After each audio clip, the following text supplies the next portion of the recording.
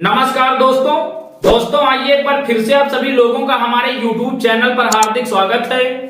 दोस्तों सीधी बात, नो बकवास, सीधे हम बात करेंगे इस वीडियो में मुद्दों के ऊपर। साथियों, आपने हमारे वीडियो का थंबनेल देखा है, बने रहिए आप चैनल पर। हम आपके लिए निकाल कर लाए हैं उत्तर प्रदेश लोकसभा चुनाव से संबंधित एक बहुत बड़ी खबर।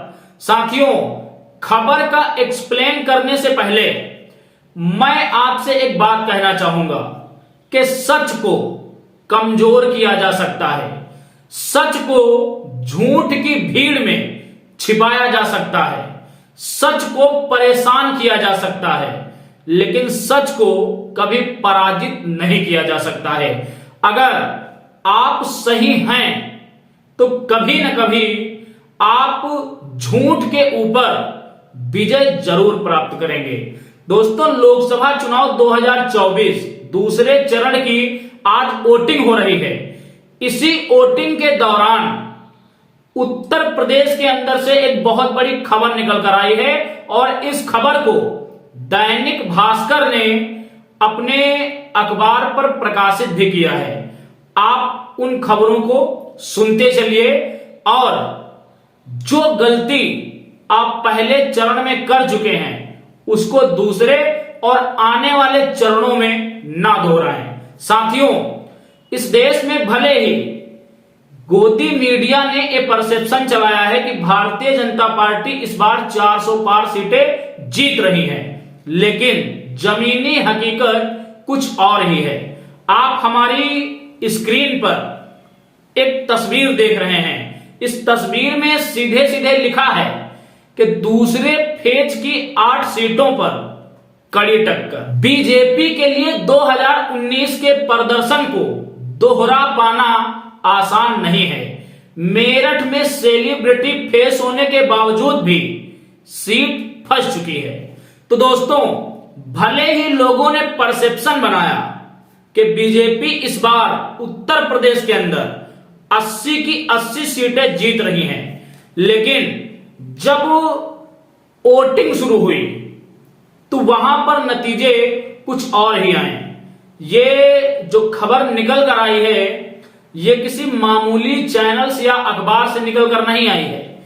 ये दैनिक भास्कर से निकल कर आई है, जो लोगों का एक विश्वसनीय समाचार एजेंसी है। आपको बताता चलूं, सीधे स्क्रीन पर लिखा है कि दूसरे चरण में मुकाबला कड़ा है और बीजेपी के लिए 19 का प्रदर्शन दोहरा पाना बहुत ही मुश्किल है। यहां पर कईयों सीटों पर बसपा बीजेपी को सीधी टक्कर दे रही है। आप स्क्रीन पर यह तस्वीर देखिए। इस तस्वीर में दिख रहा है कि मेरठ और बागपत में सपा की टक्कर है। अमरोहा में बसपा बीजेपी को कड़ी टक्कर दे रही है और अन्य सीटों पर भी बसपा ही बीजेपी को टक्कर दे रही है। साथियों, मेरठ के अंदर अपनी दावेदारी को बरकरार रखने के लिए बीजेपी ने सेलिब्रिटी फेस दिया है, लेकिन बीजेपी के जो कोर मतदाता हैं वही नहीं चाह रहे हैं कि अरुण गोविल मेरठ के अंदर से चुनाव जीतें। इसका जो सबसे बड़ा कारण है वो ये निकल कर आया है क्योंकि अरुण गोविल मेरठ की धरती पर बाहर से लाकर थोपे गए हैं।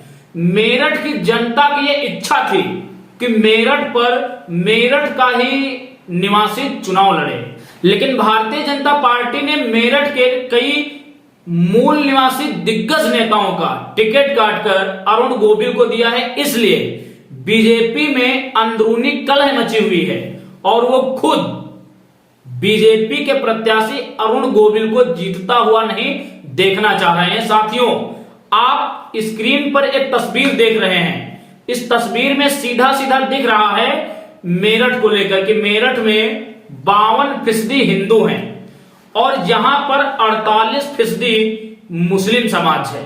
आपको बताता चलूं, 48% मुस्लिम समाज की आबादी होने के बावजूद भी यहां से किसी भी दल ने मुस्लिम कैंडिडेट नहीं दिया है। सभी ने यहां से हिंदू कार्ड खेला है, जिस वजह से यहां पर हिंदुओं का वोट बढ़ता हुआ नजर आ रहा है और बीजेपी की राहें यहां पर मुश्किल हो रही हैं। साथियों, इस तस्वीर में आप देख रहे हैं कि यहां पर 6 से 9% के आसपास जाटो मतदाता है और इस बार जाटो मतदाता बीजेपी के साथ भी नहीं जा रहा है, वो बसपा के साथ जा रहा है और बसपा भी अपने कोर मतदाताओं को अपनी ओर खींचने का प्रदर्शन कर रही है। आपको बताता चलूं, यहां पर इस तस्वीर में सीधा सीधा स्पष्ट हो रहा है कि कई बार बसपा ने दलित मुस्लिम कॉम्बिनेशन के चलते सीट को जीता है। एक बार फिर से वही प्रदर्शन देवव्रत त्यागी के रूप में मेरठ की धरती पर होने जा रहा है। आपको बताता चलूं, बीजेपी से नाराज त्यागी ब्राह्मण महासभा ने मेरठ के अंदर बसपा के प्रत्याशी को अपना समर्थन दे दिया है। तो साथियों, परसेप्शन भले ही इस देश की गोदी मीडिया देश के अंदर ये बना रही हो कि बीजेपी इस बार 400 पार जा रही है, लेकिन वास्तविकता ये है कि बीजेपी इस बार 2019 वाला प्रदर्शन भी दोहराने की स्थिति में नहीं है।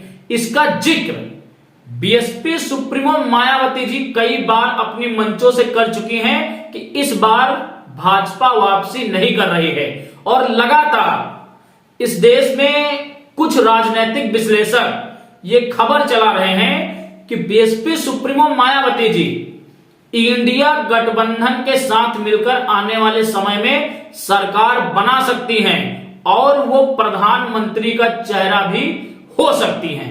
तो अब देखना यह है कि आने वाले समय में देश के अंदर कौन सा खेल होता है।